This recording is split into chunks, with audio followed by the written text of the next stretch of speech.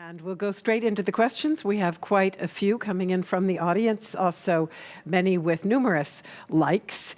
So let me just plunge right in. And here's the first question. If trucks will use liquid hydrogen compressed cryo and 70 bar on the German roads, are you planning to build combined stations for all of these trucks? Well, that's actually nothing we considered in our study. It's rather unlikely that you will see all three fuel types in parallel. So I guess the industry needs to agree on one or two of those fuels, at least for the long distance trucking. But of course, if the choice would be, okay, we do all three fuels at the same time for different truck sectors or different manufacturers, that would also be feasible. And actually, you would have quite large synergy effects between those fuels if you integrate them in one refueling station. Thank you very much. And next question, did you consider the transport and use of ammonia as a hydrogen carrier? We did not look at this supply chain in this study, so I cannot say anything from this study, but within our company we have done multiple studies where we also included other hydrogen carriers, including ammonia, and our finding is that ammonia might be a feasible hydrogen vector for some application, but it's most likely not feasible for the vehicle sector because you just add up too many conversions. If you go from hydrogen production, ammonia shipping, then you need cracking of ammonia to hydrogen, and then you again need to do something with the hydrogen to get fuel out of it, either compression or liquefaction. That's just not cost and energy efficient. Thank you very much. Next question. What is the prognosis for the German industry's ability to meet the projected fuel demand for 2035, combined with demand for passenger vehicles, and move current hydrogen production away from refining to meet demand? Yeah, well, that's a big challenge, actually, to ramp up the international production capabilities for electrolyzers. But that's nothing we had a close look at in our study. But it's a challenging task, of course, but it might be feasible. Then here comes the next one. What is the estimated average mileage and consumption per truck and year in your base calculation? Yes, you can actually look that up on one of the slides, which will be available after this presentation. For new sold vehicles, we usually see very high mileage of about 120,000 kilometers per year. If then the trucks get older, they usually get sold and resold, and the older the trucks are, the lower the number of kilometers you drive usually. But for new sold vehicles, and in this application and in those classes, it's about 120,000, and the fuel consumption is between about 7 and 7.5 kilograms of hydrogen per 100 kilometers, which is about 60 miles. Thank you very much. Next question. On slide 10, it looks like the 70-bar hydrogen refueling stations can only be supplied by 50-bar trailers and not by liquid hydrogen distribution from liquefaction. Why are you not planning to provide liquid hydrogen to the 70-bar stations from this source? It could be beneficial in case of long distance between the pipeline and the hydrogen refueling station. Yes, that's absolutely correct. In case you have long distances between the pipeline and the refueling stations, it might be more feasible to have liquefaction just for the transport, and that's what the question is about.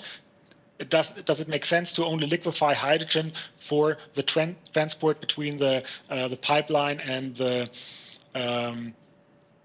refueling station? We have not considered this option actually in our study, but I would assume that with the electricity price you pay in Germany for industry, it might not be cost competitive to do this extra liquefaction, but we have not looked at it. Thank you very much. I come to the next question. Around what time frame would you anticipate beginning imports into Germany? Well, the European strategy clearly indicates that there might be hydrogen imports starting in 2030. However, the challenge would be to have the technology available by then to enable that import. That's true for LH2 imports. As you might know, there are currently no large-scale liquefiers, at least not in that scale that we would require 3-digit tons per day. You don't have those LH2 carriers available yet, and all the infrastructure. There's just the demonstration project running between Australia and Japan right now. And for the pipeline case, here the most technologies are actually available, and for Germany and Europe, it's planned to mainly use repurposed natural gas pipeline for hydrogen transport. But here you might have the challenge until 2030 to get sufficient capacities freed from natural gas and transferred to hydrogen use. And then you also need to fill the gaps with new pipeline segments in some cases. So it's a challenging task, but around about 2030, 2035, we might see hydrogen imports. Thank you very much. Next question.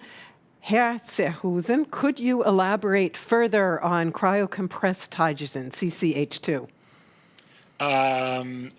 I could actually, but I will not, because that's the content of the following presentations.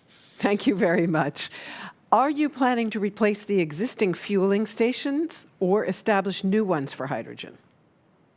I think both could be an option, but most likely we will see rather putting hydrogen where the current conventional diesel stations are, at least for the highway system, because there's a good reason for the location today. And that's, you also have different infrastructure, you have restaurants and toilets, you start seeing the electricity chargers being located there, though you might as well just place the hydrogen station there as well. And the same might be true for truck depots. If you have a private diesel station there today, those operators might also think about their own refueling infrastructure in the future. So it's most likely will be the same sites and location for trucks. It's a little bit different for light-duty vehicle, but that's not the topic today. Thank you very much. And next question reads, what assumptions went into okay, it just disappeared from my, here we go, it's back. What assumptions went into the liquefaction? E.g., how many tons per day are needed at the source? Is the technology actually available? And gaseous hydrogen tube trailer. For example, did you consider the recent change in ADR that allows to transport 1.5 tons of hydrogen per truckload? And what compressor developments were anticipated? Okay, that's three questions at once. Let's start with the liquefaction plant. Here we have assumed, and that's what's required, very large-scale liquefiers, so 3-digit tons per day capacity. And that enables a significant improvement of the electricity consumption or the efficiency, so to say. And of course, also some cost scaling effects. But this technology has not been built and tested yet. We see 30 tons per day stations. I think there have been 50 tons per day stations as well, but we've not seen 100, 200, or 300 tons per day stations yet. It's not not tested. Yes, we have actually considered the changes in ADR for the 50 megapascal road trailer transport. Those 1.5 tons of hydrogen are the gross transport capacity. Usually you do not empty the trailer at the refueling station all the way, because then you would actually require quite expensive compressors at the refueling station. So there's always some pressure going back to the hydrogen source. So the actual net transport capacity of those new ADR trailers is a little less, especially in Europe, as we have different limitations in length with the trailers. So we assume that the net transport capacity is around about 1.2 or 1.3 tons of hydrogen, but of course depending always on the pressure in the returning trailer. The third question was regarding the improvement of the compressors.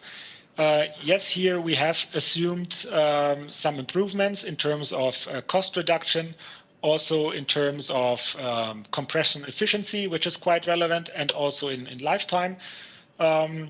Here, our data was based on industry consumptions, but we also looked at targets, for example, formulated internationally by the DOE. And we have also assumed improvements in terms of compression concept at the refueling station. So we have assumed that the gaseous hydrogen trailer, which was the second question actually, is integrated in the refueling station. So we enable direct refueling, at least in parts, from this trailer vessel to the receiving vessel at the vehicle. So we do not need compression for a certain amount of hydrogen. And then, of course, the other hydrogen needs to be compressed because we need up to 95 megapascal for refueling. So we have assumed a new and improved concept for the refueling station. However, always based on the current state of the art in terms of refueling protocol, which is pressure differential refueling. We have not assumed booster concept refueling, which might allow even lower costs for the refueling station for 70 megapascal in the future, but that was not considered. Thank you very much. Let's see if we can squeeze in just a couple more because they're still coming in. Did you consider LOHC as a transportation vector in comparison to liquid hydrogen? Yes, we did. We did look at LOHC as well. We found that if you want to have liquid, cryocompressed, or 70 megapascal hydrogen fuel, LOHC, and here we used, LOHC is a group of components. We used DBT as component. We found that that's not attractive in terms of economics, and that has one simple reason. First of all, you need a lot of energy to dehydrate the LOHC, around about 30% of the energy in the hydrogen. And of course, if you have some energy deficit in a country, so you import hydrogen, for example, to Germany, that's an indication there's an energy deficit. So you usually have rather high energy prices, you have to assume here. So that brings up the cost. And then the resulting hydrogen from the dehydrogenation unit, that's a low pressure hydrogen. Here you need additional investments at the refueling station for intermediate storage at low pressure, and then additional capex for the lower suction pressure of the refueling station. So we have looked at it, but it seems not cost competitive. Thank you very much. And we have one more I'd like to do, if we can get it up on the screen. Please explain the durability of cryocompressed related to the life of the truck, 1 million kilometers, and safety. Okay. What happens? Sorry, there is a little bit more. Don't worry. Okay. This question would be answered by the colleagues from Cryomotive anyway. Okay, excellent. So that's not my topic. Thank you. Excellent. Then we're right on time. And I'll just say thank you very much, Jan Zerhusen, both for your insights that you shared with us and for being available to take so many questions from a clearly very interested audience. Thank you very much.